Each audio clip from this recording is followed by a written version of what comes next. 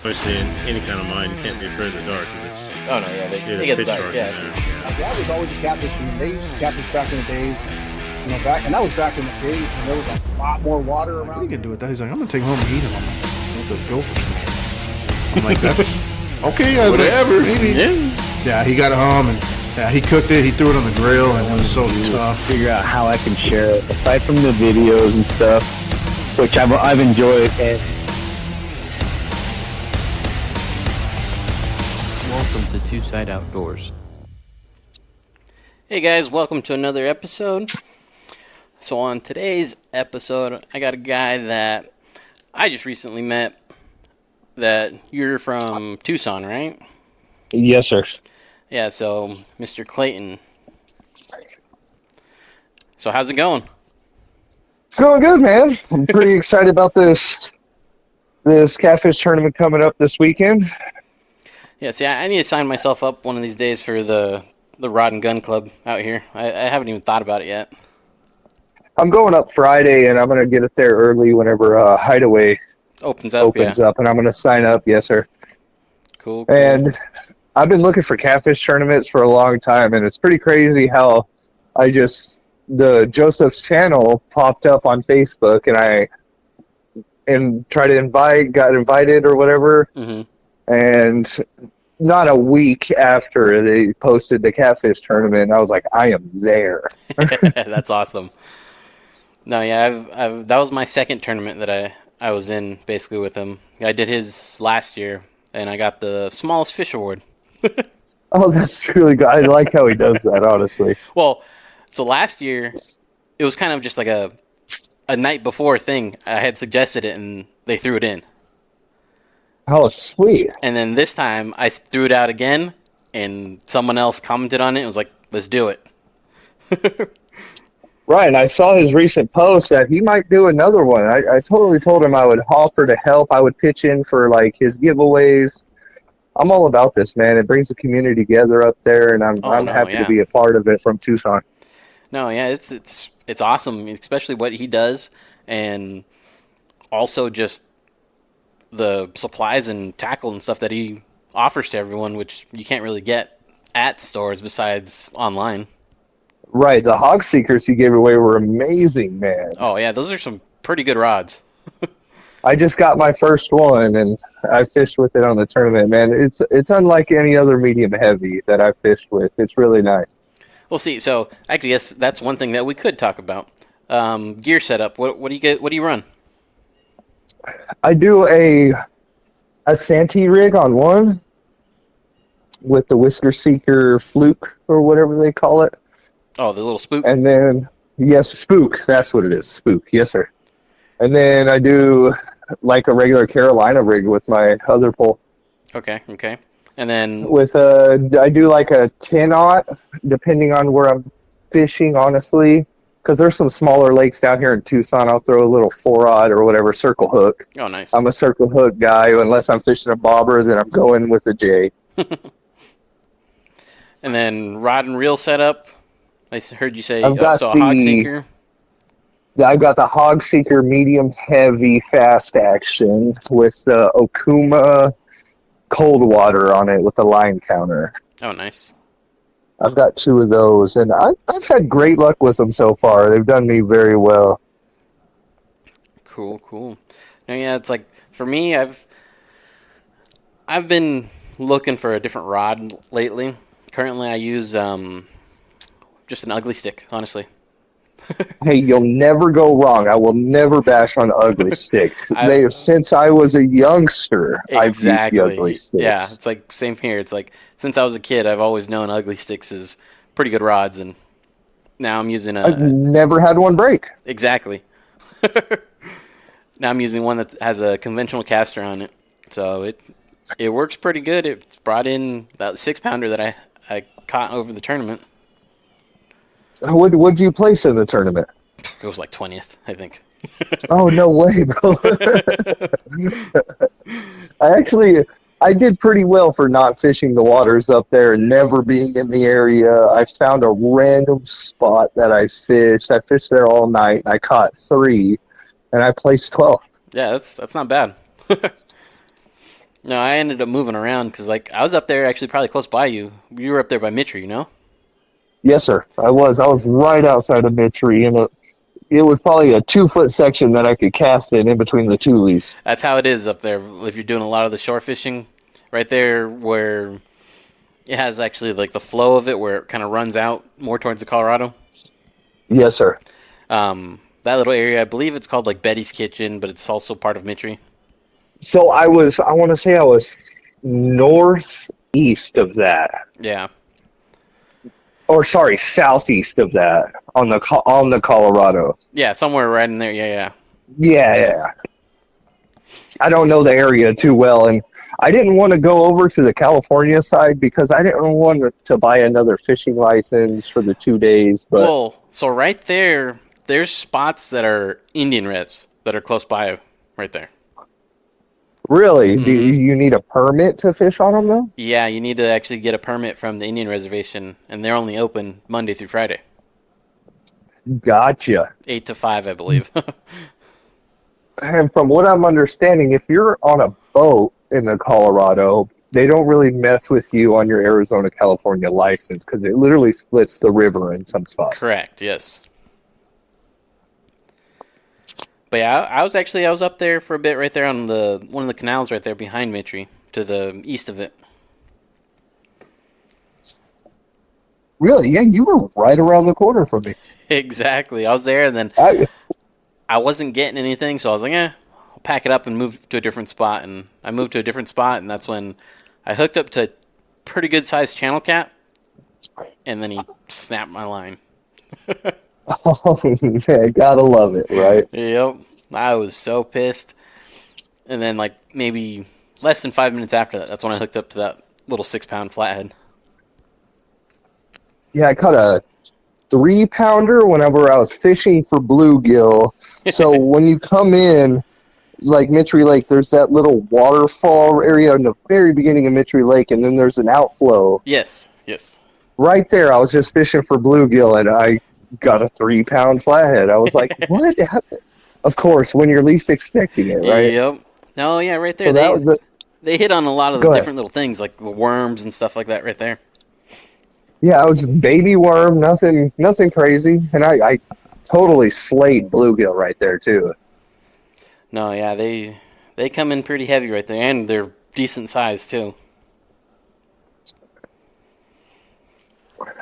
Are you? You're not going to be fishing the tournament this weekend? This weekend, no, we have family coming over, so it's like I'm not. I thought about it, and I was like, yeah, I want to spend time with family.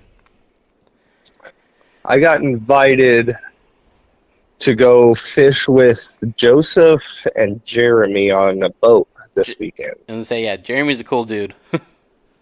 Yeah, I've been talking with him on the phone. He seems really, really cool. Yeah, really cool. I did a podcast with him as well. He does a lot of abandoned mine exploration. Really? Yes. Scares the crap out of me with some of the stuff that he does. Crazy guy. Yeah, I'm happy to meet him this weekend. He seemed really cool to invite me on his boat and everything. I appreciate that. Because I was just going to go up there and fish the bank again and give it my all. Mm-hmm. No, you have a little bit better opportunity on the boat, that's for sure. That's what he was saying, too. He said he's had a couple people win some tournaments on his boat. So Yes, that is for sure.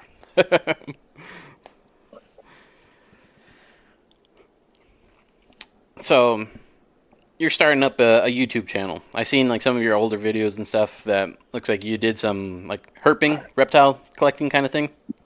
yes, sir. I'm super into reptiles. I have a few rattlesnakes myself. Oh, nice. And I do tarantulas, but that was 4 or 5 years ago. I started getting into YouTube, and then job got crazy, and now I'm just going head in, man. I'm gonna give it everything I have right now. So, Oh, that's cool. and my channel is called Outdoor Certified. I kind of plug away. I kind of leached my name off of River Certified and Outdoor Boys. So I love them two guys. They're amazing, and I'm actually gonna do a charter with Spencer here in the next few months because I'm going out to Texas and I'm going to make my way to Iowa. Oh, nice. So that'll make for some good content. Oh, for sure. No, yeah, it's like my podcast is all hooked up to YouTube, so it's like it does a video, an audio version on there. So it's like Cool. You'll share it with me for my channel? Oh, yeah, for sure. Sweet, I appreciate it. But yeah, it does the whole thing. It sets it up by itself. It's pretty awesome, honestly. We might have to get together and you can give me some tips sometime. Oh no, yeah, definitely. It's depending on how you want to record, you can choose from all sorts of different things. I honestly first started out just recording honestly off my phone. That's how my first couple podcasts were, just iPhone, AirPods in, and just recording like that while I was driving for work. That's really cool, man. And then you got used to it, got to the hang of it and everything. Well, it's like I used to do pest control in California. Okay. And I had sometimes between stops about an hour to 2 hours drive time. So I was just like, well, okay, so what else are you supposed to do? Exactly. So I was like, just start talking to myself. Right. I think that's my biggest thing on videoing is trying to speak to the camera the whole time. And honestly, trying not to cuss is very hard. Because I'm a construction worker. I do construction. I'm a foreman for an architectural sheet metal company. Oh, no, and I know what you mean. You know construction sites, man. It's a different story. Yep. Swearing like a sailor. Yes, sir. But yeah, other than that, so fishing wise, what are your favorite species to catch besides catfish? I used to amateur professionally bass fish in Texas for Texas Tournament Zone. I had a 21-foot Ranger that my partner co-signed on, and I got in bad times and just kind of ruined my life a little bit out there, and I had to get away, or I would have been a lot further in bass fishing. Oh, man. I used to bass fish like crazy. My record's at 9.7, and it was off top water. So we weighed in at a tournament, and they allowed the guy to weigh in late, and he took big bass from me and first place from me. It was crazy. One of my tournaments. Yeah.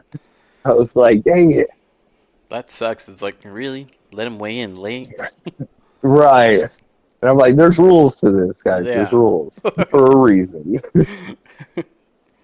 Okay, so besides catfish, bass, do you like the small little panfish to catch? Good-sized bluegills? Love it. It's for pound, there's nothing a harder fighting fish than a bluegill.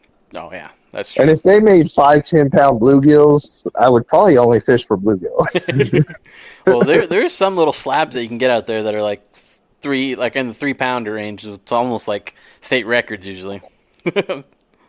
So Patagonia, I was out fishing Patagonia about a month ago, and we were bait fishing for flatheads, and my buddy caught a 2-pound 1 ounce bluegill, and the lake record's 2 pounds 3 ounces. So he almost beat the lake record. He was up there for bluegill. Yeah, it was the biggest bluegill I've ever seen personally. That's pretty big. I know when I was little, I caught a decent sized one, but I don't know poundage wise or anything up. But that thing seemed big to me. So, bluegill. And this summer, I am honestly going to try and go fish the Trinity River in Texas so I can fish for some alligator gar. Oh, nice. That would be amazing. My buddy did it last year, and he said it was the most fun he ever had. So, and I've got family out in Texas, and I got places to stay. So, and actually, my brother's getting married in the next 3 months, so it's a good excuse to go out there and do some good fishing. Yeah. I heard Gar put up a pretty good fight. Yeah, what his biggest issue was setting the hook on them. Because you got to set the hook like a madman on them things. That's what I hear, because it's like that whole, basically their whole mouth thing, it's just like a whole bone almost. You have to try and set it through that. Right. Or at least get it hooked on their corner of their mouth somehow. Right, and I'm a circle hook guy, and you're not using circle hook with gar. You got to use a J hook with them guys.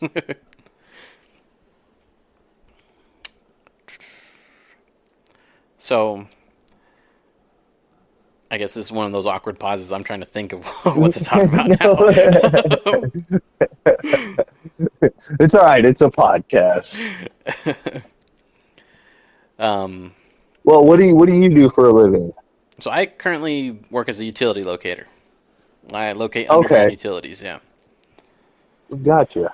So like And Southwest. fishing's just your hobby, and Yep.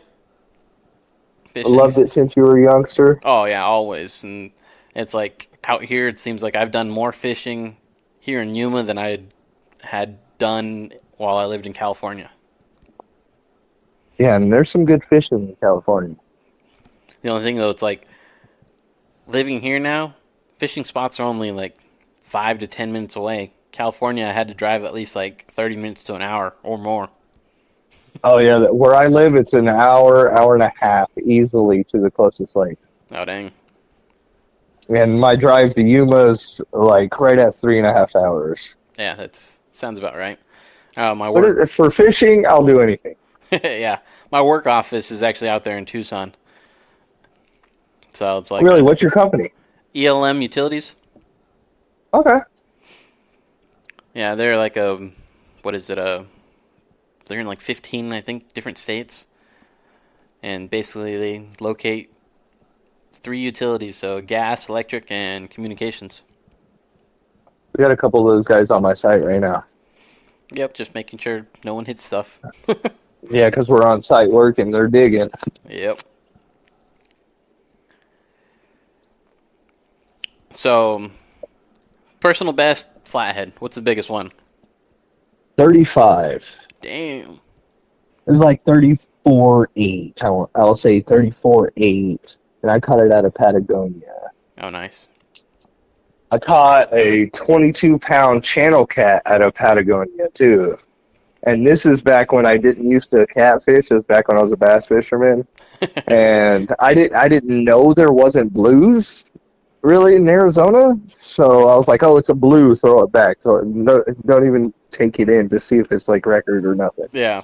22-pound channel cat out of Patagonia. It's a small lake. And that's a big channel cat. That is. No, I'm still waiting to catch a double-digit fish, honestly. It's like my biggest fish was an 8-pound flathead. 8-pounder. Yep. That was my first flathead. Yeah, at the tournament last weekend, I caught a 9.98. Oh, nice. I was like, damn, so close.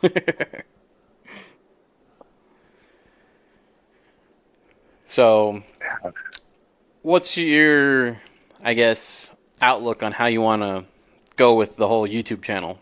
What's your total or your goal with it in general? My goal is just to bring people to the light that Arizona fishing is more than actually what it seems like, honestly. And you can have a lot of fun in Arizona. Arizona has a lot of water to fish, and I don't know, I just really love fishing, and I want to show people what I do, and excuse me. No, you're good. No, that's awesome with the whole YouTube thing. I'm slowly getting there, trying to do a little more video stuff here and there. So what I've been looking up a lot of videos on how to do the best. You know, it's don't think about it, do it. Your first 100 videos aren't going to make money. Yeah. You know, I'm not too worried about making money. I mean, I've got a job. It is what it is, but I do eventually want to just go fish and YouTube for a living. How amazing would that be? And just fish. Oh, no, yeah, that would be amazing. So you just got to take it one step at a time. Yeah. Have you ever watched the videos from, what's his name, The Fishing Magician? The Fishing Magician? No, I have not. Check him out. I'm actually going to write it down. Yeah, The Fishing Magician, I think 2.0 or something like that. Does he fish for all species or just... Basically, he fishes for all. that's awesome. But he basically, that's his job. That's all he does 24/7. Fish. There is one fish I've always wanted to catch, and catch and cook is a walleye. Where is there walleye in Arizona? Not that I Up, know of, unless it's up north somewhere. that's what I was thinking. Maybe up north, Lake Powell or something that Maybe leads into Utah. that, or you connect with Chris from Muddy River, because I heard that he was it Joe, I think, had caught a walleye one time by accident. Well, isn't he out of New Mexico? Yeah, he's out of New Mexico. Okay. Yeah, he's not too far away. I think it's like it's 6 hours from here, from where I'm at. It's about So it might two be and a about half, 3 hours from where I'm at. probably then, yeah. Muddy River Catfishing, one of the first YouTube channels I've ever watched with catfishing.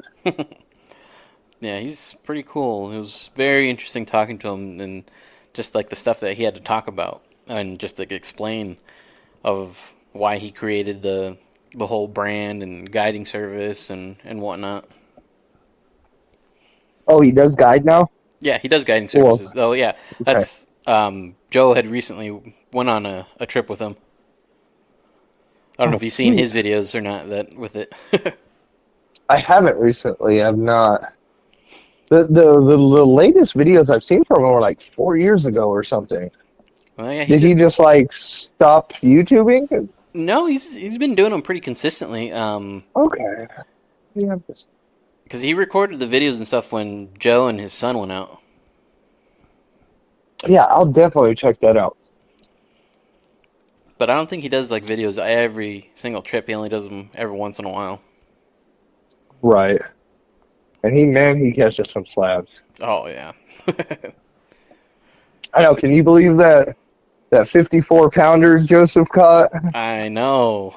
on a flopper? I'm like, what, dude? That's crazy. Yeah, Joe has his spots that are that hold some fish.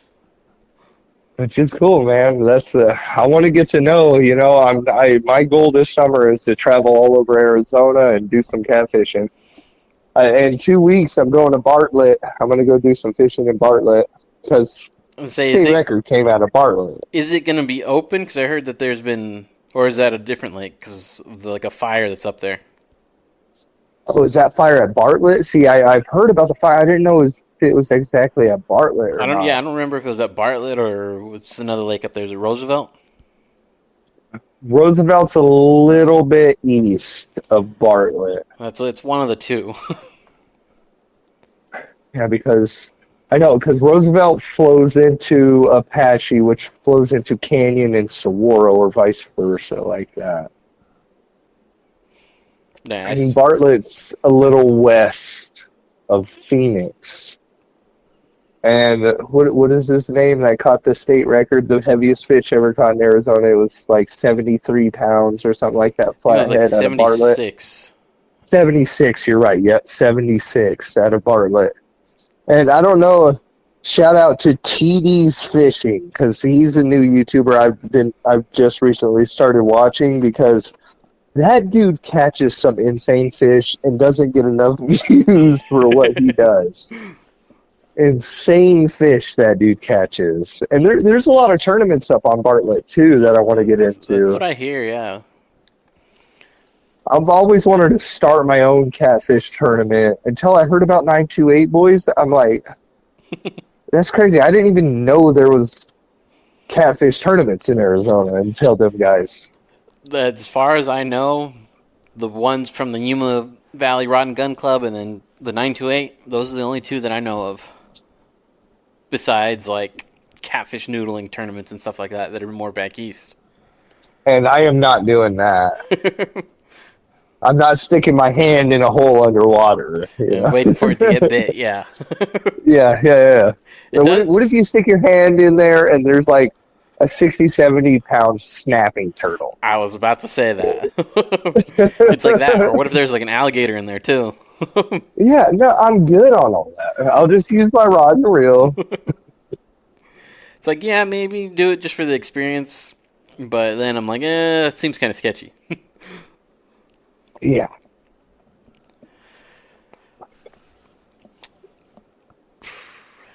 Who's some of the YouTube fishers you watch? So lately, it's been Fishing Magician,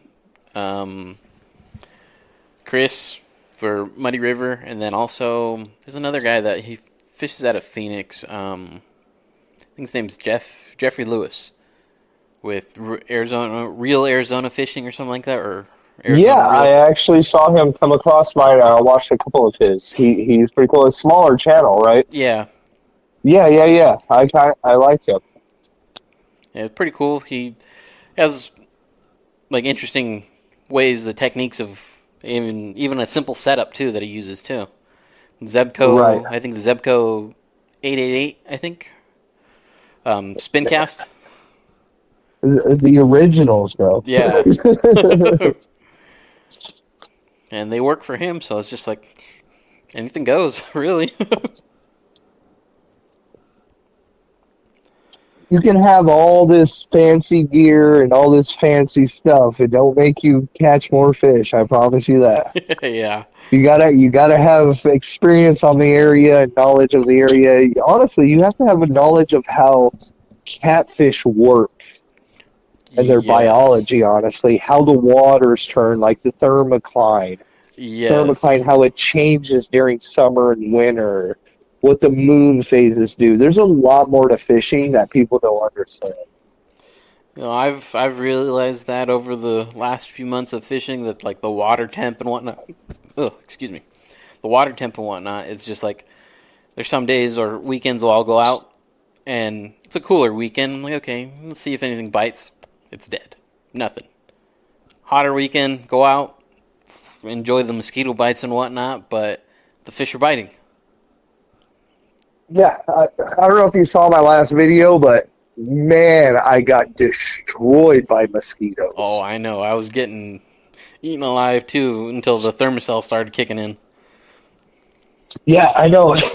So I will never downgrade the citronella bracelet. So I had a citronella bracelet on, and I have my thermocell going. Man, greatest things ever by far. So there's another local guy out here that does. He makes bass baits, lures, and stuff like that. Okay.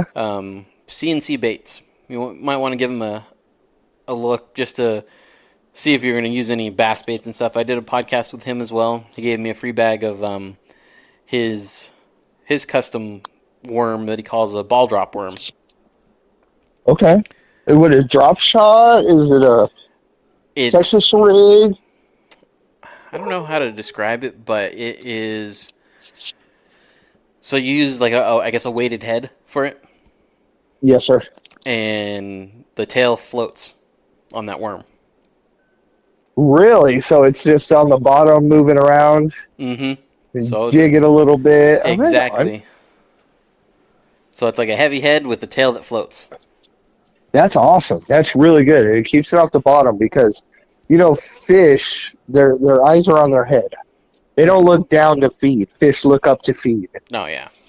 which is awesome about the Santee rig. You got the float on one side, which helps pick your cut bait up, and it keeps it above the flathead's eyes. Yeah. I've always fished on the bottom. Everyone that catfishes, they just go out there and throw a rod in the water. It's always on the bottom. Yeah. That's why they're like, oh, I don't catch fish. You got to raise your bait up a little bit. Well, and then like other people, it's like not just flathead fishing just for like channel cats. Channel cats, they don't seem to eat like that as much. They seem to more smell and kind of feel, it seems like. And that's when That's like, what those whiskers are for. Yeah, the whiskers and then like the stinky baits. I've never caught a catfish off liver. I can agree with you on that. I've never done that as well. Never. I can see my buddies catching fish off hot dogs, liver. I'm like, I don't know how you guys are doing. Well, I've been outfished by a little kid before that. We're sitting there fishing for whatever was biting, and some little kid comes up with a little piece of hot dog on a small little hook, throws it, and catches a fish right in front of us. I'm like, what the hell? It's like, this is how it's done, boys. Yeah, basically.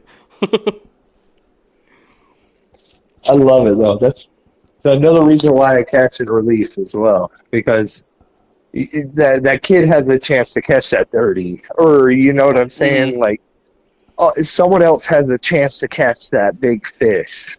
Oh, I'm not a catch and cook kind of guy unless if it's like 3-4 pounds. Never a flathead. Only a channel cat. Channel cats tastes better in my opinion. I've never eaten a flathead before, but like how you say, yeah, channel cats, they tend to taste better. But with those, like for me, a 4-pound channel is like the limit. 4 or 5 pounds, just because it seems like bigger than that, they're That, and it takes years for a catfish to grow. Catfish can be 30, 35 pounds. That catfish is probably 20 years old, 15, 20 years old. Yeah. I believe it. And now it's just you don't catch 60, 70, 80 pound flatheads anymore. They're just crazy. We got to take care of the waters. We got to start taking care of the waters. People cleaning up their trash, because it's just eating away at our waters. It's doing worse for the bigger fish. Yep.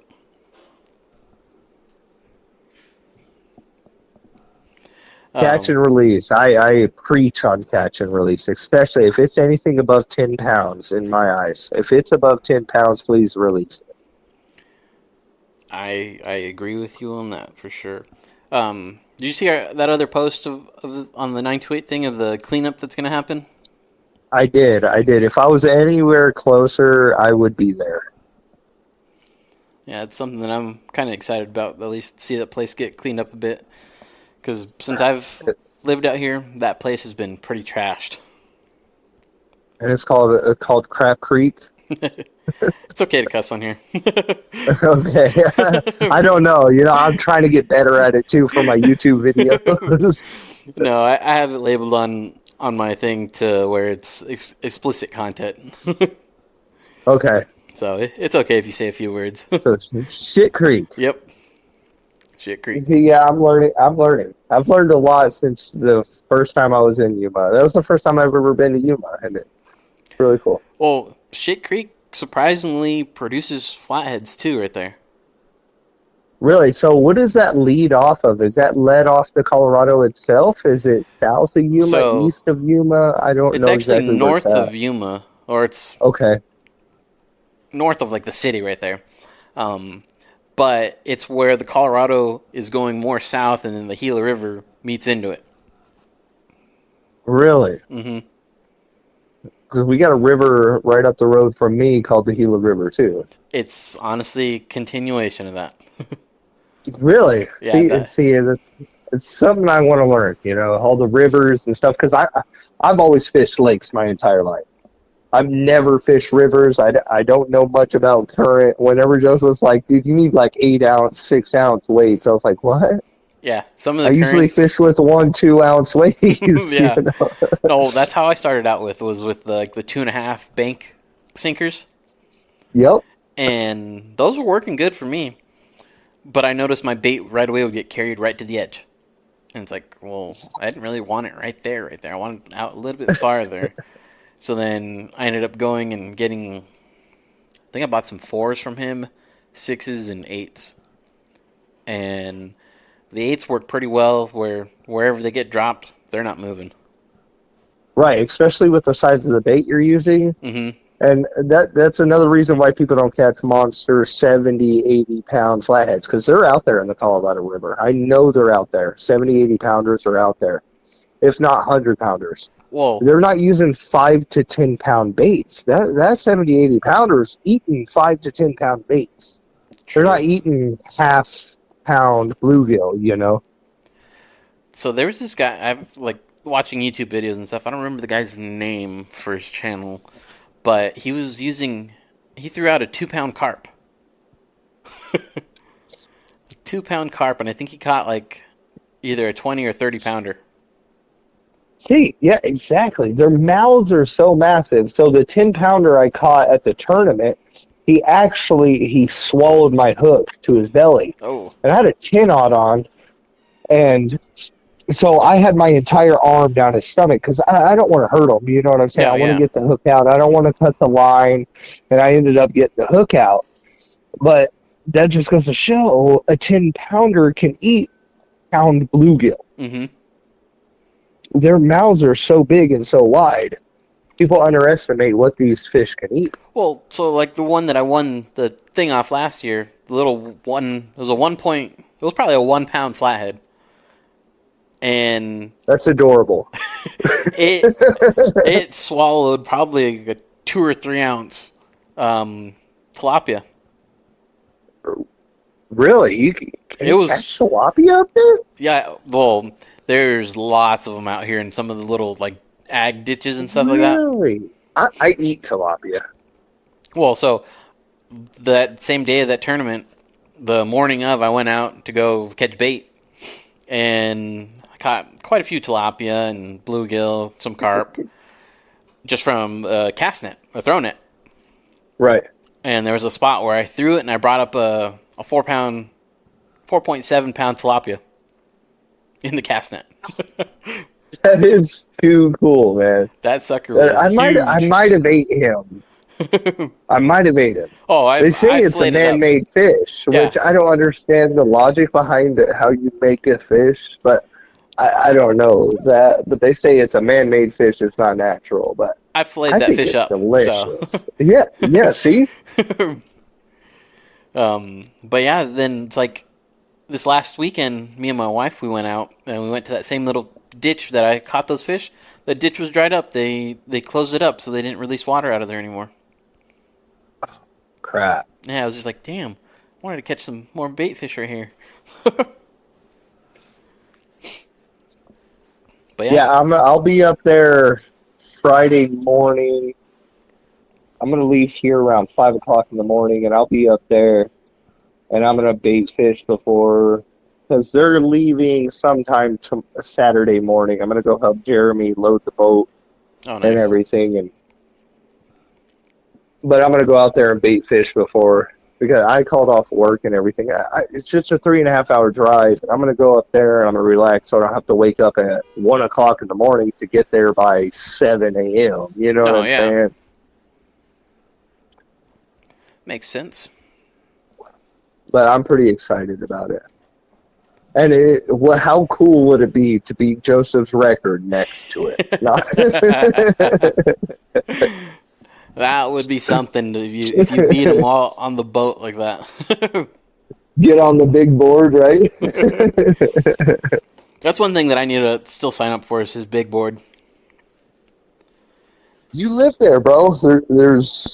There's no excuse. I know. It's just like I've been putting You it just off. got to do it, man.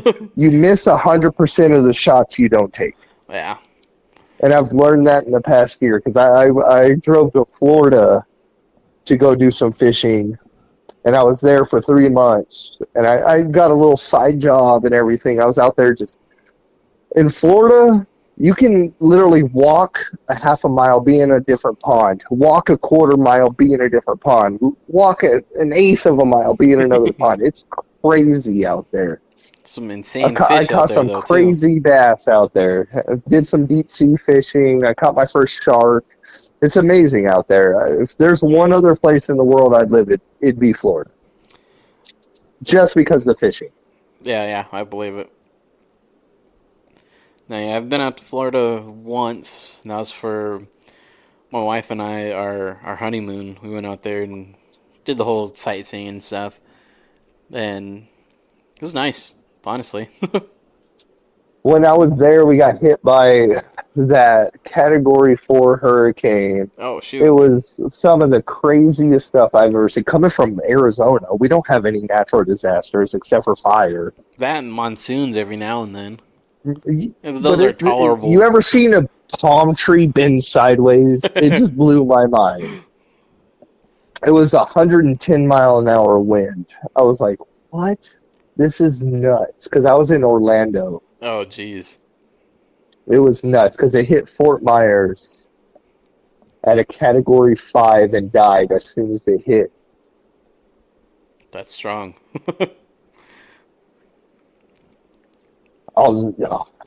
I love Florida, and I'm a reptile guy. So there's all reptiles the everywhere in iguanas and Florida. lizards are everywhere. Everywhere there.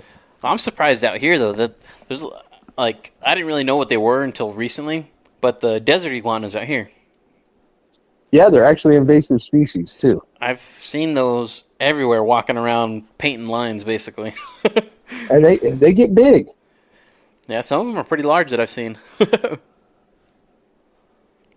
Yeah, reptiles are my passion, and fishing is my passion.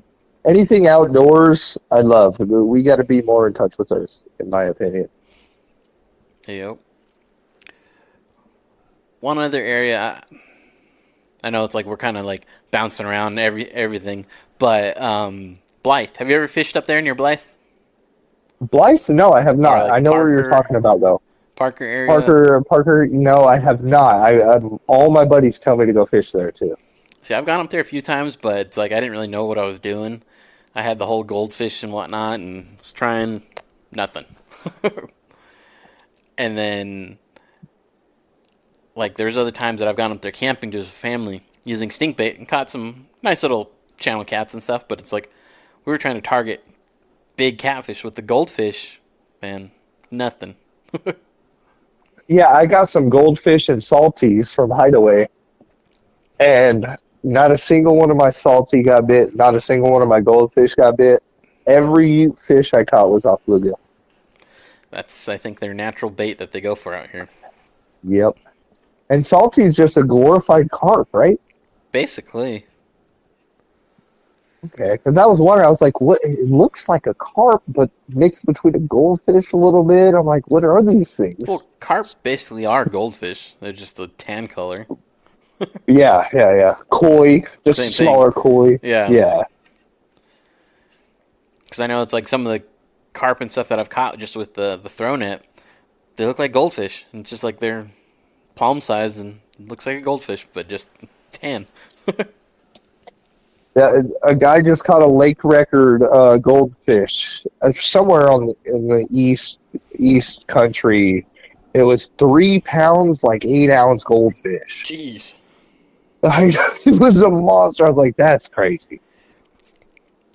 So out in California, in Big Bear,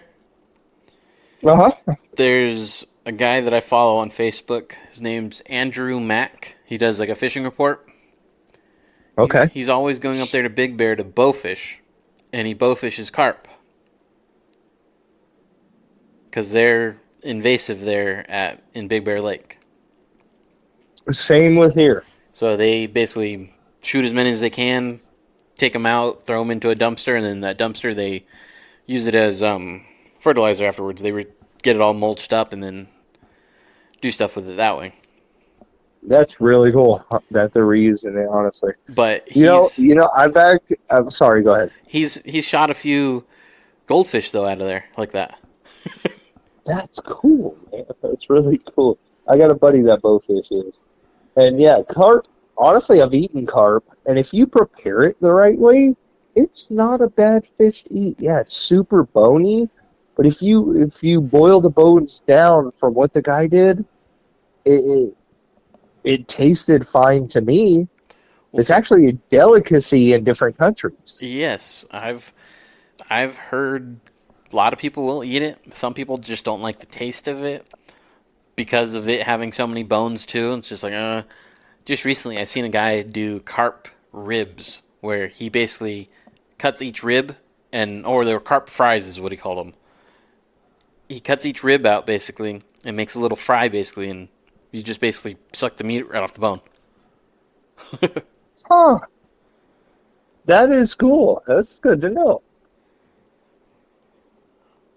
My favorite fish to eat is probably a catfish, honestly. Catfish nuggets, the whole river certified way. The Frank's Red Hot with the fish batter, the Whisker Seeker fish batter, by far the best that I've had, next to the Louisiana fish batter.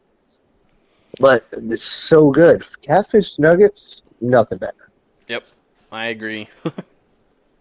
Next to like crappie, of course. It's hard to beat crappie, white flaky. But I won't fish batter a crappie. I'll probably cook it in a pan with some oil.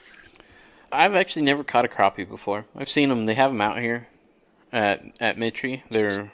People catch them every now and then, but I've never caught one.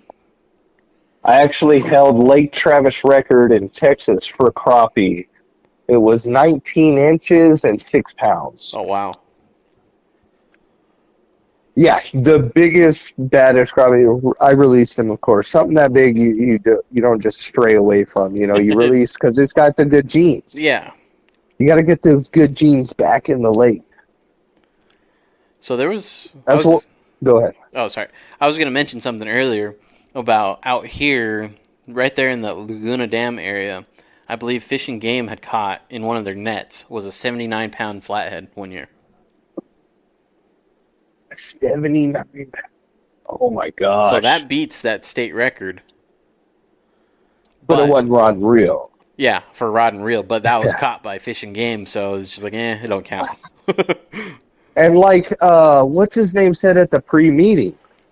He works for Fish and Game. Oh yeah, David Kuhn. Yeah. And he said he tagged a flathead, and it went how many miles through what? 3 different dams? I think it was like 30 miles or something. Yeah, 3 different dams that flathead made it through. That's crazy to think of. Yeah. They and travel. then you catch them that have been there for 5 years in the same spot. Yeah. Hasn't moved.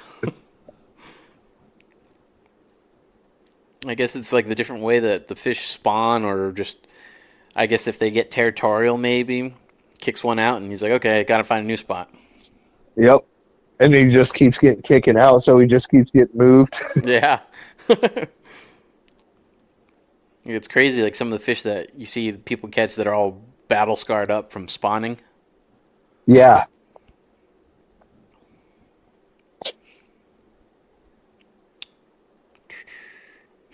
Another awkward pause I'm trying to figure out.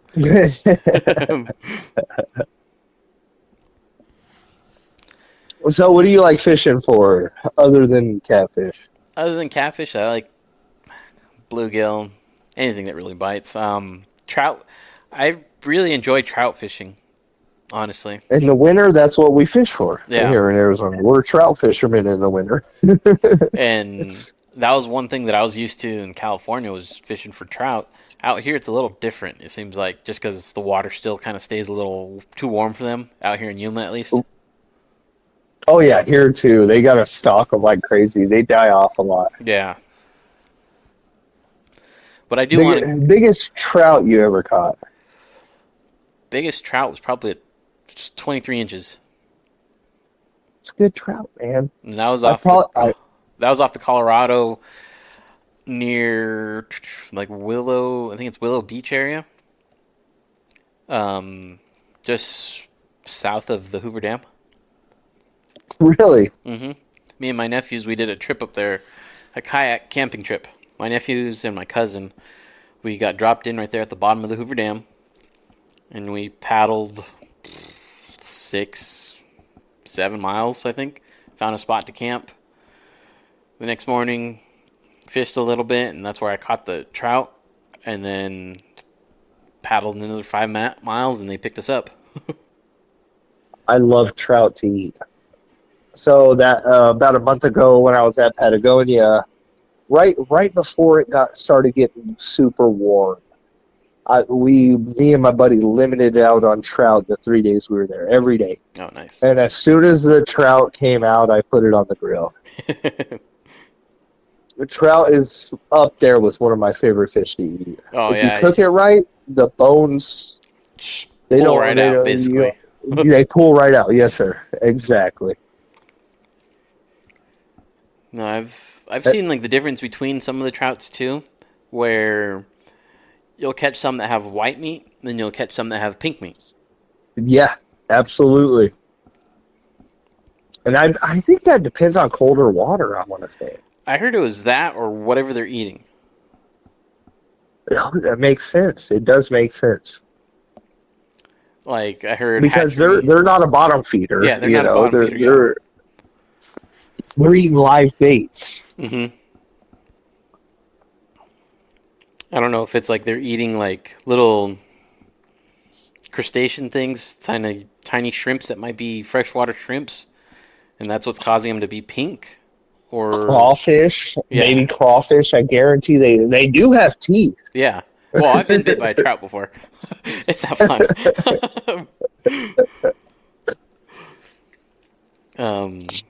Yeah, because we used to fish an area in near Lake Isabella in California, and there's the Kern River that runs right into the lake, and we used to fish that north part of the lake, which was the river up there, and it's nothing but rainbow trout, and some brown trout up there too. So in what is it? Is it Lake Powell? There's lake trout, and I've always wanted to fish for lake trout because they get big. That's what I heard too. Yeah, Like 30, 40 pounds big. And trout's just delicious to me. That's that's an eating fish in my eyes. No, yeah, it's like anytime I've caught trout, it's like, yep, keep them, we'll cook those up. Same with bluegill sometimes. Sometimes it's like I'll enjoy a pan-fried bluegill. Ain't nothing wrong. That's one of the best fish I've eaten too. Bass is really good because it's white, flaky meat. Mm-hmm. I tried to get my girlfriend onto it. She's like, I don't know about bass, but then she eats a catfish, and she's like, okay, I'm down with the catfish. Probably because it was fried and battered. No, my wife, you can't go wrong with that. She's convinced that there's no fish here in Yuma because anytime that I've taken her out fishing, we don't catch anything. But then I go out by myself and I catch something. She's like, you must be stopping at the store and catching those fish that way. That's funny.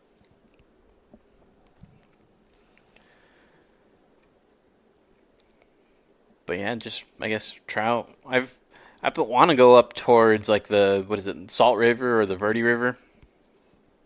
I've fished a lot of the Salt River, like towards the diversion dam next to Roosevelt, all that. There's big channel cat in that river. Well, see, I want to catch some trout when it's more trout season for them. Right. I want to test out the whole flies and whatnot and try and catch them like that. I've never fly fished in my life. Well, see, I've never fly fished either, but I've heard there's ways to kind of fly fish with a spinning rod. Okay. Where you get like one of those bobbers that you can kind of fill halfway with water. Yeah. Okay, I know what you're talking about. You get one of those, and I guess you rig it up just where the fly's on the end of that, maybe about a foot or so, and it basically floats it along for them. It's topwater fishing. What's better than topwater fishing? Other than I love bobber fishing too, but it's not as big a success as bottom fishing. Yeah, never is. Which I am going to be fishing a bobber this weekend. I'm going to start with a bobber, a slide bobber, and then I'm going to have a 3-way on with my Santee rig. Because in Arizona, you can only have 2 rods. Yeah.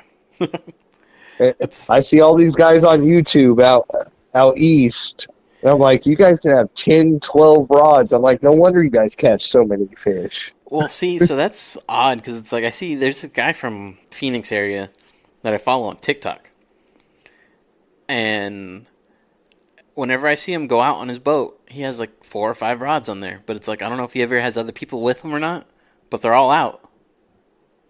Better be careful with it. Game and fish don't mess around. Oh no, yeah, they don't. Which game and fish, I have the utmost respect for because they're helping the animals in our state. And game and fish. Man, I've gotten a bunch of run-ins with game and fish. They were all over when we were fishing that tournament the weekend before. I seen 5, 6 different trucks of game and fish at Entry Lake. I don't think I didn't go out there until probably like 6 or 7. Yeah, I came up at like 5 o'clock in the morning and got there by like 8.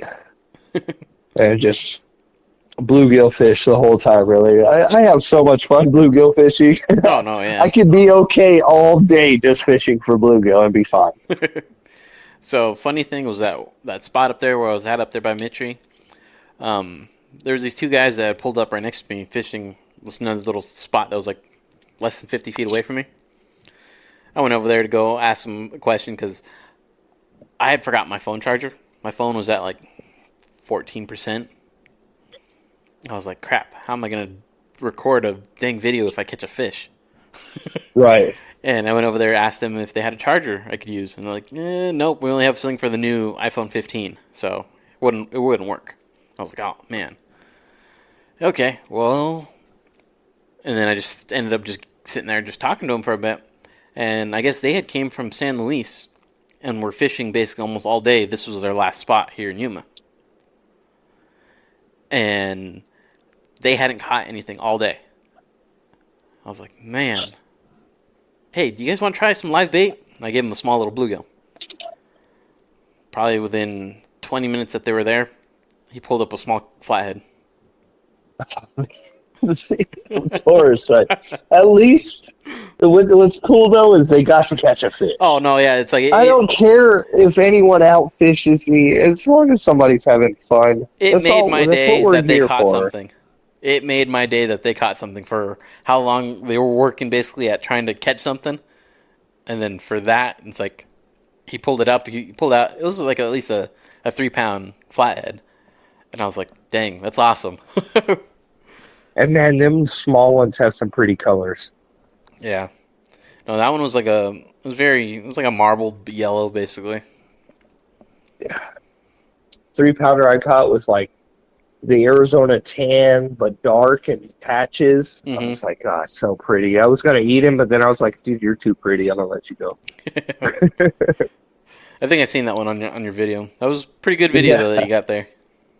I appreciate that. I will get better. It takes time and practice, I'm sure, because I'm fresh to the editing and all that. So, oh no, I'm right there with you. The fresh with the editing and whatnot. I posted a video the other day because I just picked up a bow for bow fishing. So I was in my backyard just shooting it at the target just to kind of get the feel for it. Right. Because I have a regular compound bow, but this is a recurve, so it's a little different. So it's like all my strength is being put on that versus the compound that has a let off. Yeah, I shoot a recurve. And the recurve is just like, oh man, this is a little different. 45 pounds versus the 70-pound compound. Right, it's a completely different story, man. Though, yeah. Because I shoot a 45-pound recurve as well. And that's the first bow I ever learned to shoot on. And this winter, I'm putting in for deer, so oh, nice. I'm gonna try and shoot my first deer with a recurve. Nice. I want to go elk hunting. God. Oh, that's one of my things that I want to do as well is go do some elk hunting. Just to fill a freezer though. Doesn't have to be anything that's worth. Yeah, it's okay if it's a decent trophy or whatnot, but if it's not, it's just a freezer filler. That's even perfect, really. Absolutely. Because I just actually had some elk meat yesterday. My boss at work brought me some elk meat. He's like, here, try this steak. Tricking me. I was like, dude, this is the most tender steak I've ever had. Where did you get this? He's like, no, that was elk meat. I was like, no wonder, man. I was like, it was so good. The taste is different, though, too. It's more earthy, natural tasting, and it's really good, honestly. Yeah. And I'm more of a gamey kind of guy taste too. I mean, they're not crazy gamey, but they're natural. It's definitely a different flavor than what we're used to. Well, it's like I've had like a grass-fed beef before that it was just nothing but grass-fed, and that meat definitely did taste different versus like store-bought. Right. We're so accustomed to the store-bought. We're like, why does this taste weird? Yeah. But it's actually natural and better. Yeah. So I guess that's another thing then, since we brought it up, hunting-wise. So you said you want to get elk, you're going to put in for deer. Have you actually gone out hunting before, or this would be your first? I've scoped this.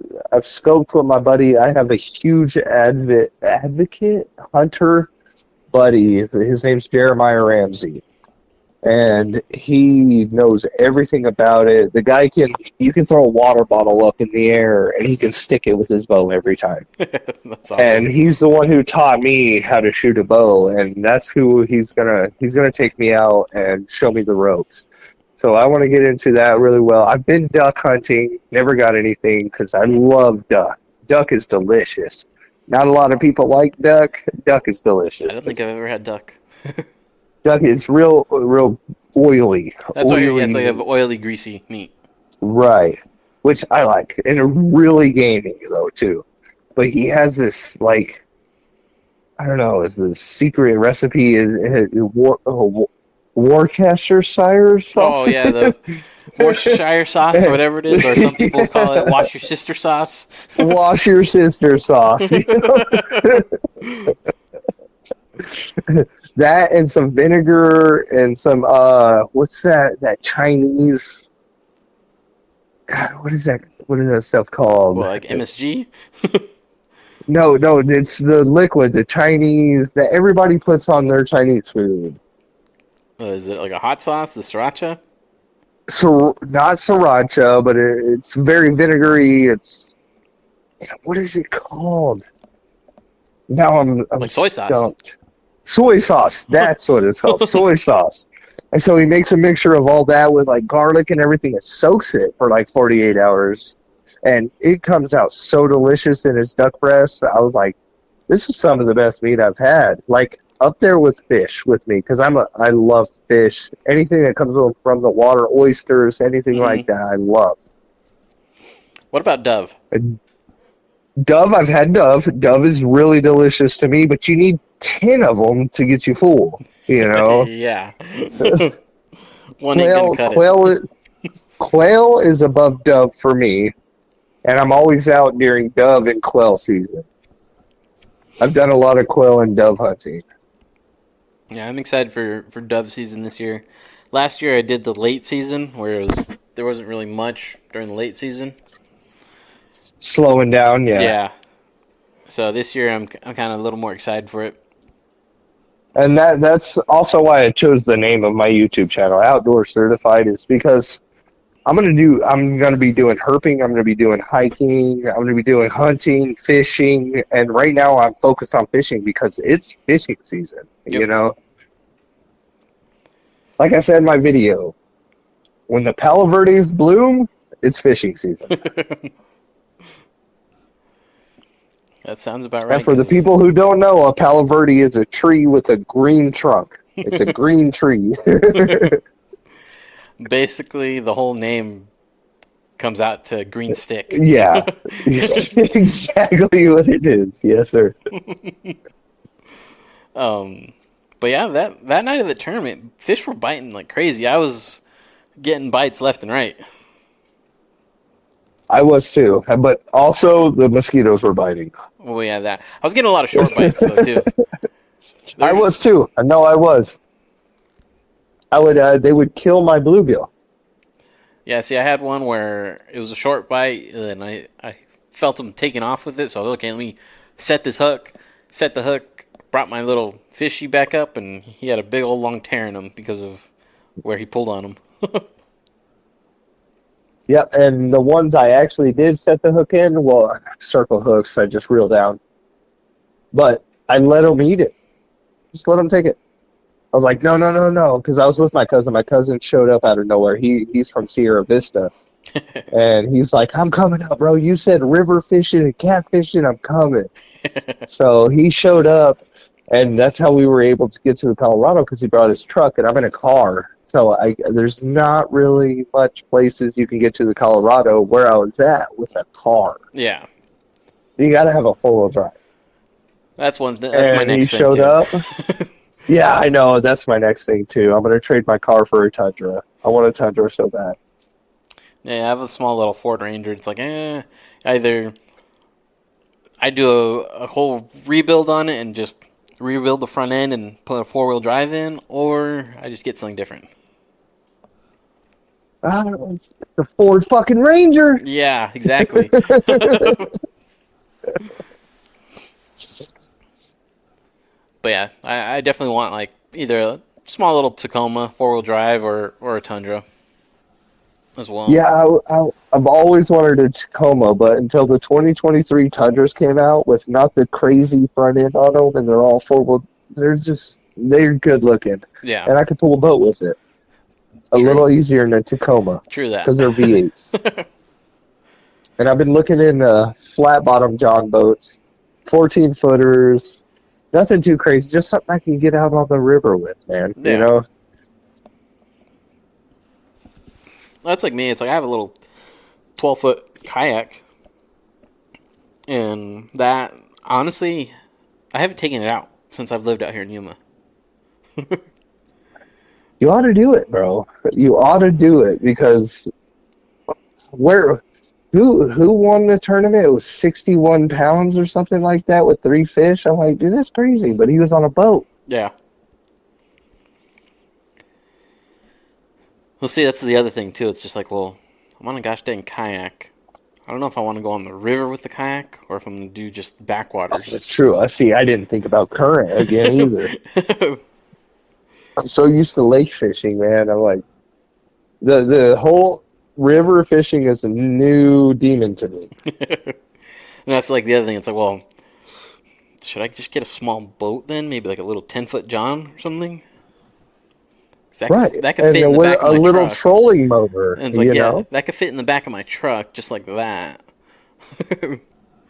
Because where I was fishing on the Colorado, there was 3 guys on that 12-foot John boat, probably with a little trolling motor, just putting up river. I'm like, that's all I need right there. Just putting up river, bass fishing. I was like, you guys are bass fishing in the Colorado? I don't know much about bass fish in the Colorado. Oh, no. That's why I said if you ever hit up that guy, his name's Carl Beach from C&C Baits. That's all he I have it really... written down right here, too. Yeah, that's all he fishes really is for bass. But he's gotten a few flatheads out with his ball drop worm. And it's just like odd. It's like, the heck? These flatheads are going after this early morning. Yeah, that's crazy. Yeah, because I caught my 3rd fish on the tournament. It was a 6-pounder, 4 o'clock in the morning. I was sleeping in the truck, and I look up I woke up out of nowhere just to look at the rods, and I had the Whisker Seeker LED light on my rod, and it's just bouncing. I'm like, well, there's a fish on that, and then reel it in, and 6-pound flathead. I was like, wow, that's awesome. Nice. So that brought me up in the rankings. Almost made top 10. I'm pretty happy with myself out there. Oh, honestly. no, yeah. I like just honestly just getting out and fishing. That's what it is for me. It's New just like, areas, yeah. New areas, learning new techniques. yeah, it was one thing for sure. It's like I had to relearn how to fish out here because it was a totally different setup. Absolutely what I did. I went straight out of my comfort zone out there. And it's like once I started doing that, I was like, okay, this actually works. I'm catching fish now. Right. I'm like, okay, so different techniques do work.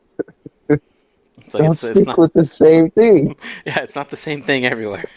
Right.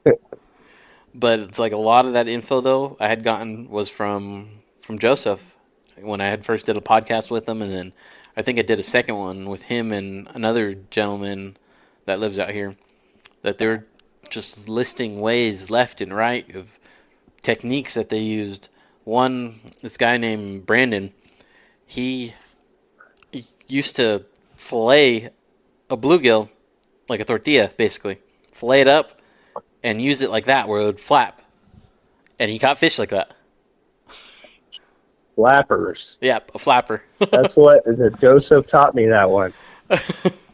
A flapper. I'm like, what the heck is a flapper? It's where the sides of the body are flapping and you're hooked it. I'm like, I've always known flathead to be live bait kind of guys, you know? No, but they go for cut bait. Oh, they 100% do. And the gizzard shad I caught out there on the cast net, I was like, oh my God. They're huge. Caught 2-3 pound gizzard shad easily.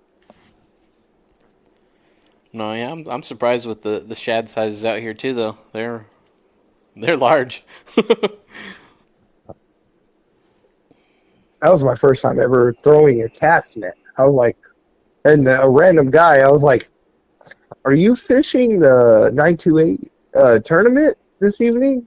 He said, yeah, I am. I said, would you learn me how to throw a cast net? And sure enough, he taught me how to throw a cast net. And I had to like self-teach myself after watching a friend of mine that I go fishing with every now and then. Like, I watched him a few times. Okay. I went and bought myself one. I used it, and it's like I'm still no pro at it yet, but I can get a decent throw out of it and bring in a good haul. oh, I'm definitely not a pro. It'll be in my next video. I'm gonna have a little mount or something that I can throw the cast net in slow motion. We'll see how it turns out. We'll see. It's like I kind of want to get into doing a little more videos and stuff. I bought myself a phone chest mount, so I'm gonna try that out pretty soon. Yeah, whenever I decided to go back into YouTube, I was like, you know what? I'm buying the best GoPro they have. I got the Hero 12. Oh, nice. And I just got the light that mounts on top of it and mounts that connect to the. I'm going in on it, man. Oh, it's like I'm gonna put everything. I have a Hero 5, and it still works pretty good. So it's like I'm content with that for certain things, but it's like I'm always using my phone. It seems easier because I'm always editing on my phone. So I was like, yeah, Right. GoPro chest mount with a phone clip works perfect.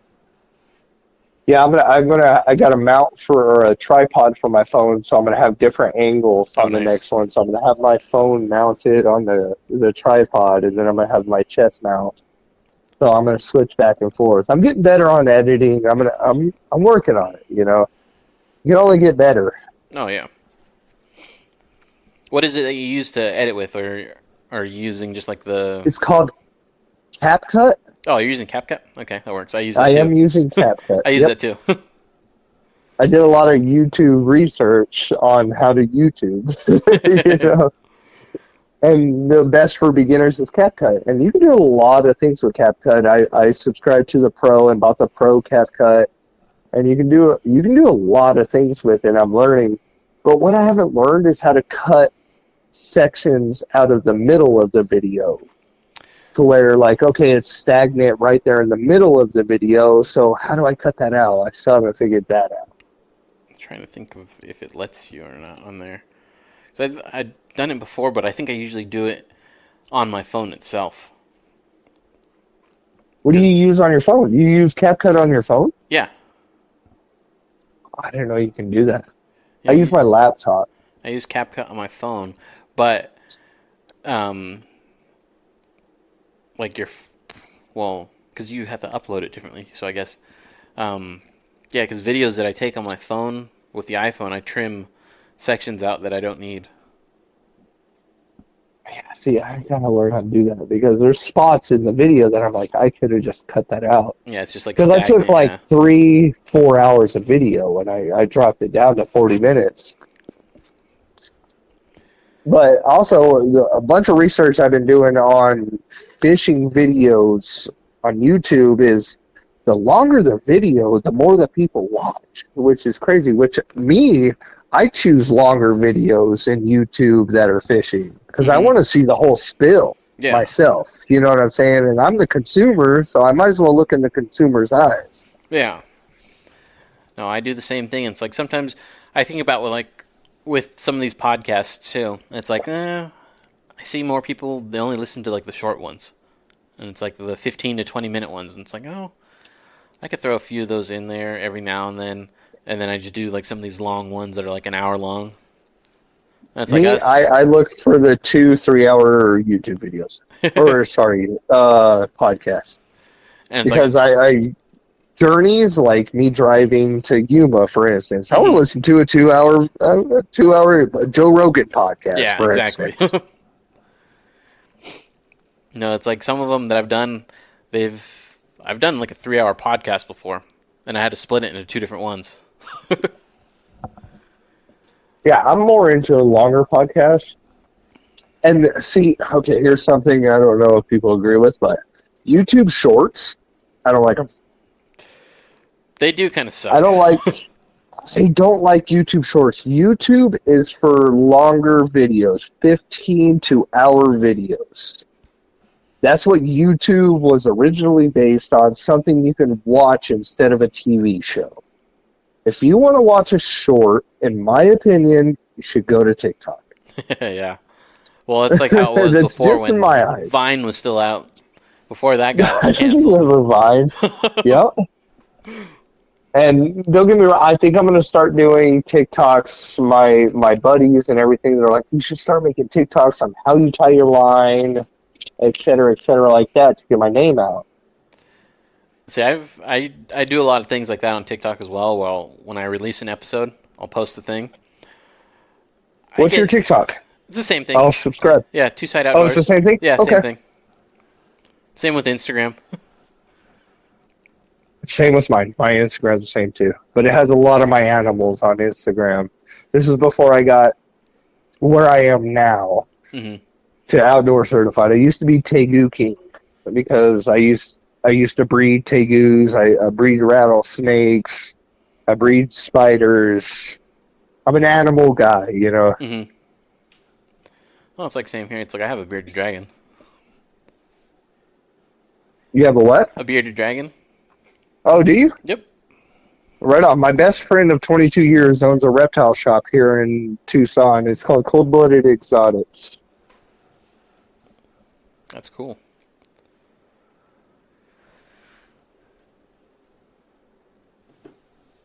Yeah, so we've been going for about an hour and 17 minutes now. If you want to end it, brother, we're down. No, unless we Okay. got more to talk about. I'm all in. I really enjoy chatting with you, man. That's why I enjoy these podcasts, just because it's like it gives me time to just talk about stuff that I like doing. Honestly, Right, and get other people's outlook on things, man. You know? exactly. And it's like, so have you heard of that striker catfish bait? Strike? No, sir, I have not.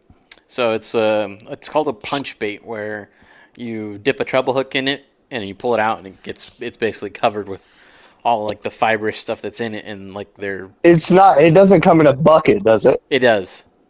Okay, I do know what you're talking about then. And I guess they make it with like cattails and stuff like that. Right. Yeah, I do know what you're talking about. So I tried some of that stuff at first, and I was like, it wasn't working, because I guess I was trying too early in the season. The water was still pretty cold. Once it warmed up, tried it, first cast, pulled a 4-pound channel cat out. Second cast in, same thing, within 5 minutes, pulled another channel cat out. I was like, okay, cool, I'm set. Went home. All right, new bait. Yeah. Went home, basically. I was like, I'm done. That was my limit right there, 2 catfish. And they were both 4-pound catfish, so I was like, that's perfect. That's more than enough food right there. Is it real stinky too? No, it wasn't. Oh, really? Okay. Well, the bait or the fish? No, the bait. The bait, yes, it was. It was Okay. garlic. It was garlic. Garlic is funny. Fish like garlic, and garlic tastes good on fish when you cook it. Yeah, very true. And then there was another time where I had went out fishing as well, and I took my dad, my nephew, and my brother-in-law, and I set up my dad's stuff for him and everything, casted it out, and I was setting the drag for him. And while I was setting the drag, thing's already biting. I'm like, the hell, I'm not even done setting it up, and I was about to hand it to him. You hit it in its face. Basically. I love when that happens. But yeah, then You're like, all right, I'm going to set this rod in the rod holder. Oh, I'm getting it. yeah. It's like, this never happens. What's going on?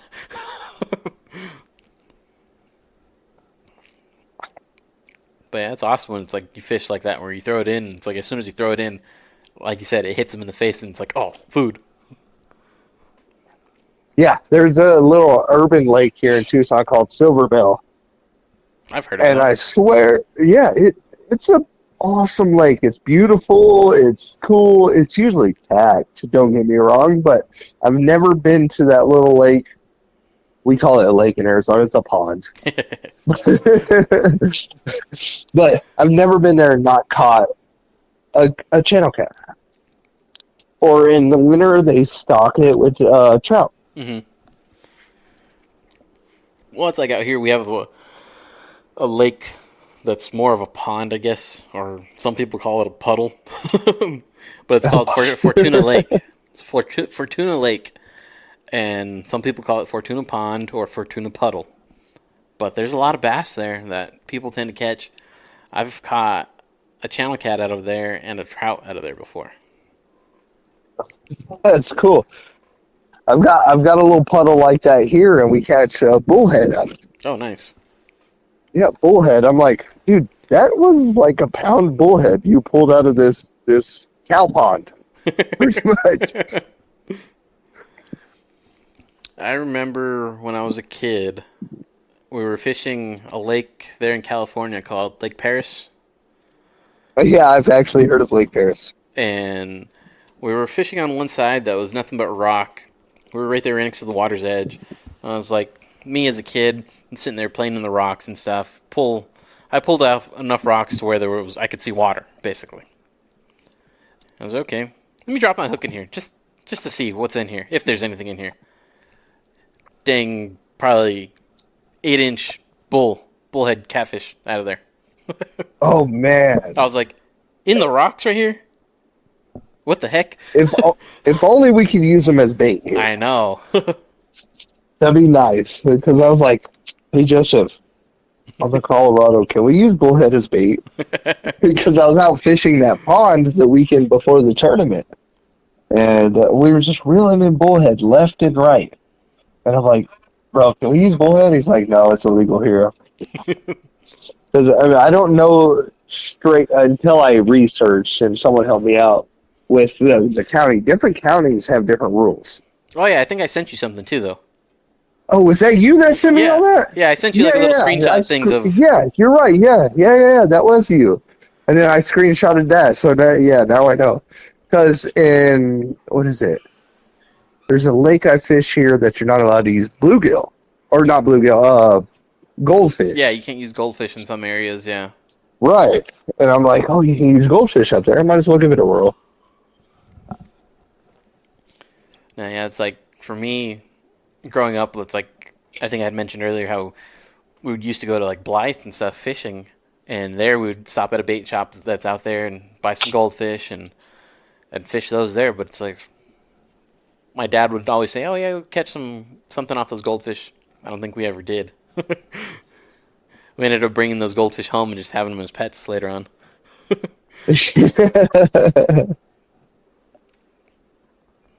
Yeah, no, my buddy has like this awesome bait tank, and I brought some salties home from the tournament, and they're still alive, so I'm gonna bring them back up this weekend.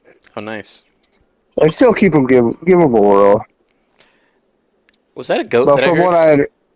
I have 6 goats. Oh, nice. 6 goats. I've got 22 quail. You have quail? Yes, sir. I got Coturnix. I was just about to ask what kind. Yeah, Coturnix, and I don't know the name. My roommate would know the other name of them. I know there's Of the bigger quail, because Coturnix are the small ones. And then he has another species of Coturnic that only lays blue eggs. The Celadon ones, I believe. And these are for his reptile shop, too, and the tegus I have. Tegus are a big lizard that I breed. Oh, yeah, I used to raise quail for a little bit. It was the little Coturnix quail. I love quail. They're a really cool bird. They're down there. They're up there with my favorite bird next to a roadrunner. Roadrunner's my favorite because they're little velociraptors. Well, those Coturnix quail, they're kind of dumb birds, though, too, at the same time. They have no fear of anything, really. When, like, the ones that I was raising, they had no fear of anything. They'd let whatever got close up to them next to their pen and just let whatever grab them, pull them out of the thing. And it's just like, what the heck? Why would you want to die a horrible death getting pulled through your thing?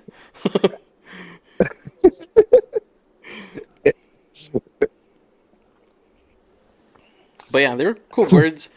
The eggs are good, though. That was one thing that I enjoyed. High in protein, too. Yep. A delicious bird to eat themselves.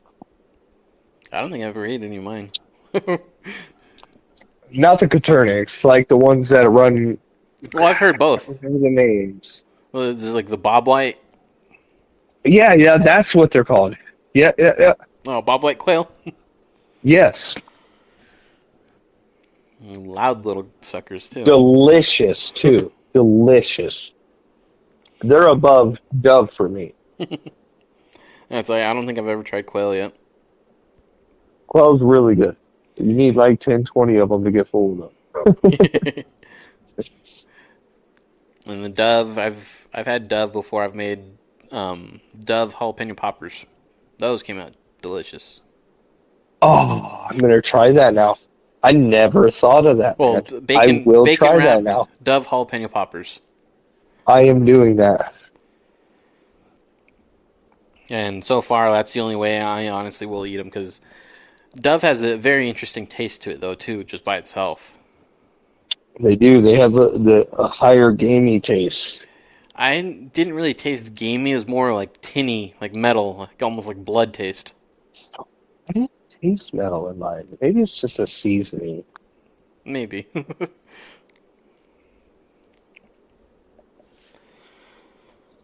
Yeah, because I've done, like, I've had rabbit before, too, and rabbit, some people say it tastes like chicken and stuff. It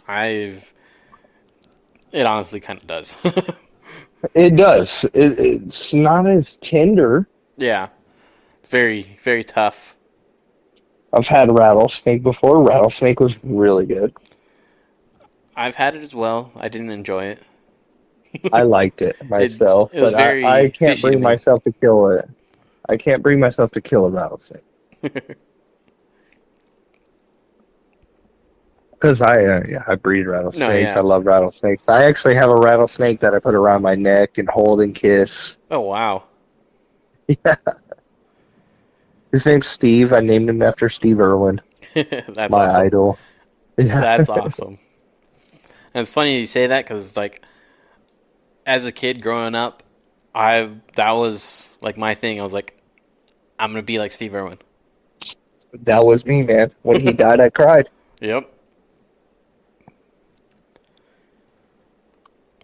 And there was things that it's like I read recently that I guess the videographer for him, for when that happened, Steve, I guess, had told him, hey, whatever happens, just keep the cameras rolling. Yeah. I watched that video and I don't want to watch it no more. Yeah. You can see him pulling the thing out of his chest, the ray barb. Mm-hmm. I'm like, my man, Steve. Yep. Be kind to animals. Unless you're eating them, You make sure you eat them all. If you kill an animal, eat it. Don't kill an animal for sport. Oh, no, so talking about stuff like that, there was a thing probably about a year and a half ago out here. Somebody was going around killing beavers.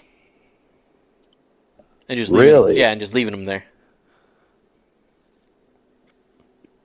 And I couldn't do it. it's just like, well, the heck's going on? Because there was like multiple beavers that were just killed and just left in a spot. Yeah, I couldn't do it. And it's just like, how can people sit there and do stuff like that? I couldn't bring myself to kill an animal and just leave it there. I don't care what it is. It's spiders. I love spiders. I got a black widow I hold. Like, so here's a fun fact about spiders. So like black widows. All true spiders are called true spiders, and then you have tarantulas. So tarantulas don't have brains. They have a group of nerve endings that come together called ganglia, which tarantulas are all reactions. Like the Arizona blondes you see around Arizona, they're all just reaction. They don't have a brain, nothing. The only spider that really has a brain is a jumping spider. Oh wow. That's crazy, right? That's Yeah, fun it is fact. crazy. Something new. Because I've caught like tarantulas before, kept them as pets for a bit, let them go. Sat there, played with jumping spiders. Jumping spiders are Those way are cool. pretty cool. Because they'll sit there and they'll Way actually cool. like look at you and like observe you, and Right, which like try and figure you they have out brains. almost. You know, they're actually reading you, checking you out. Like, what's going on here? Yeah, it's interesting learning that now that tarantulas are more reactive than anything. It's all they are, reaction.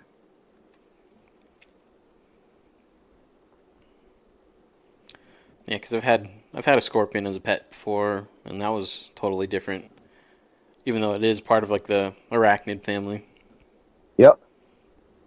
Scorpions are cool, but we have the most dangerous one in the entire country here, the Arizona bark scorpion. Oh yeah,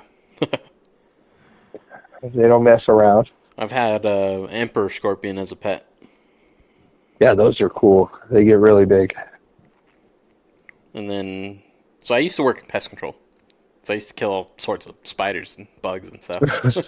It's your job. Yeah, Yeah. that was my job. And there was one day where I was doing a termite treatment under a house. And as soon as I crawled into the crawl space, right there to the left of me, there was a big old giant, I think it was a hairy giant scorpion. Yeah. They get big too. It was The giant hairy. giant hairy, yeah. It was Yeah. huge, but it was already dead, so I was like, what the heck's going on here? I was like, this is a pretty cool little specimen. Bring it home. Brought it home and I put it in epoxy. Oh, that's cool, dude. Yeah, so I saved Like it. they have the necklaces and everything, you know? Yeah. Yeah, that's cool. So it's pretty cool, and it took it a while for it to dry out and everything, and finally, once it dried out, it looks nice now. Oh, you still have it? Yeah, I still have it. Cool.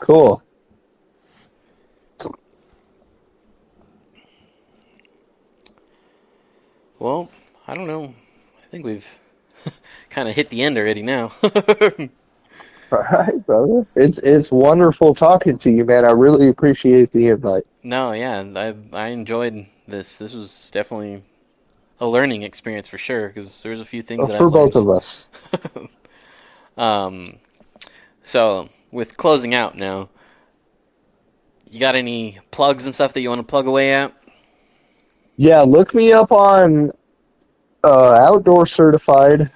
I have a website. I have an Instagram. Check me out on my Instagram. It's the same. Outdoor Certified.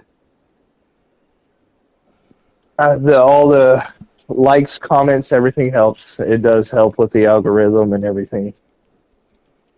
Definitely, for sure. Give both And of I will us. put my link in your description, and I'll put your link in my description. Help us both out. Oh yeah, for sure. Other You got any links you want to plug? Other than plugging 928 Flathead Boys, that's the main one that I always plug, just because of how much Joseph's a big help with tackle and tips and whatnot. Absolutely. That's So- an awesome person right there. 928 Flathead Boys, just so you guys know. Yep, go check it out on Facebook. Other than that, check out both of us on Instagram and YouTube. And with that, All right. It's yeah, go ahead. awesome meeting you, brother. Oh, you I'm too. sure we'll meet in person soon. Oh yeah, don't hang up though right now when I sign off. Hopefully. Oh, no. You're worried. No worries. Okay. So with that, we'll see you guys next time. Tight lines. Whoops, wrong button.